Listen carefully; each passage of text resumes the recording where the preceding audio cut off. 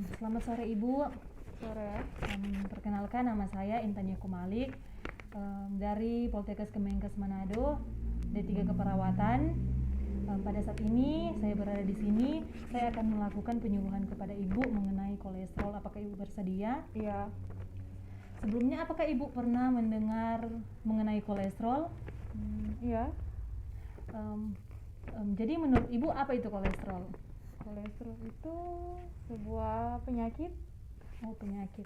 Nah, mungkin sebagian banyak orang menyebut kolesterol itu adalah penyakit yang dapat mengganggu sistem tubuh Ibu. Namun sebenarnya kolesterol itu adalah lemak yang berguna bagi tubuh kita. Kenapa berguna? Karena kolesterol dibutuhkan oleh tubuh untuk membantu sel-sel baru agar tubuh bisa tetap berfungsi dengan normal. Fungsi kolesterol sendiri ada banyak, seperti memproduksi selaput sel, memproduksi beberapa jenis hormon, serta memproduksi vitamin D. Seperti yang kita tahu, vitamin D itu berguna untuk kesehatan tulang. Sebenarnya asal kolesterol itu diproduksi oleh hati kita. 75% diproduksi di dalam hati, dan 25% atau sisa dari itu didapatkan melalui makanan yang kita makan sehari-hari. Sebenarnya ada beberapa tanda dan gejala ketika kita mengalami penyakit kolesterol tinggi, seperti kita merasa mudah lelah, mengalami nyeri otot serta nyeri syaraf, dan nyeri di bagian dada. Kolesterol itu terbagi atas dua jenis. Yang pertama ada kolesterol jahat serta kolesterol baik. Seperti namanya, kolesterol jahat, dia adalah kolesterol yang menyumbat pembuluh darah, karena dia dapat menempel pada dinding arteri atau pembuluh darah sehingga membentuk plak. Seperti seumpama selang, ada sebuah selang yang di dalamnya mengalir air dan terdapat lumut. Lumut ini sebagai kolesterol. Ketika air mengalir bersama dengan lumut dan lumut itu menempel pada dinding selang, hari semakin banyak, maka lumut tersebut dapat menyumbat aliran air tersebut. Begitu juga dengan aliran darah yang ada di arteri. Selanjutnya ada kolesterol baik. Nah, kolesterol baik ini kebalikannya, yaitu dia dapat mencegah penyumbatan pada pembuluh darah, karena kolesterol baik ini dapat mengambil kelebihan kolesterol atau lemak dari sel-sel tubuh atau jaringan untuk dibawa kembali ke hati.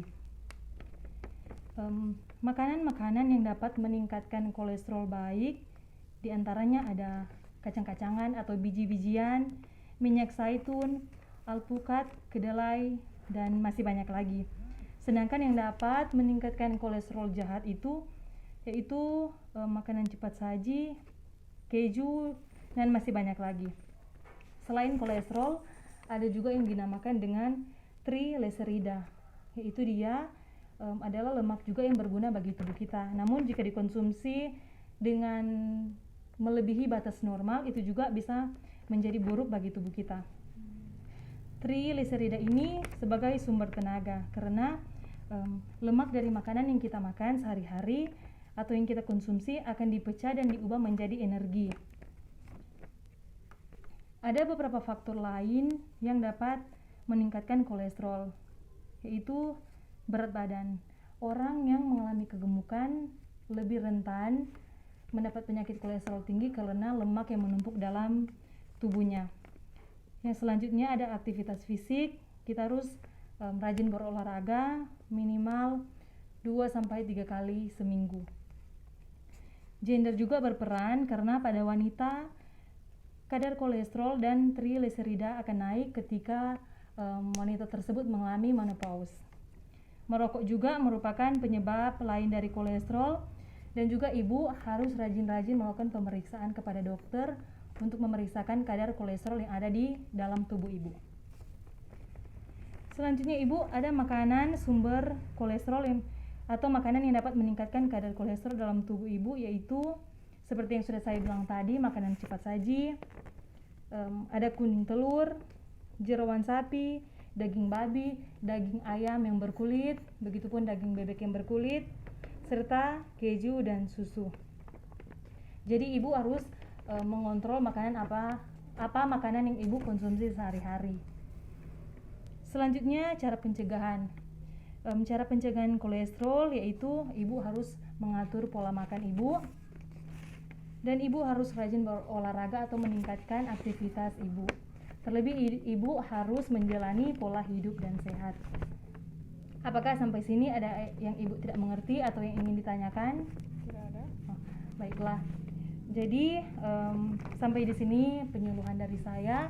Terima kasih banyak atas waktu ibu. Saya harap penyuluhan ini dapat berguna bagi kehidupan ibu sehari-hari serta berguna untuk pengetahuan ibu mengenai penyakit ibu.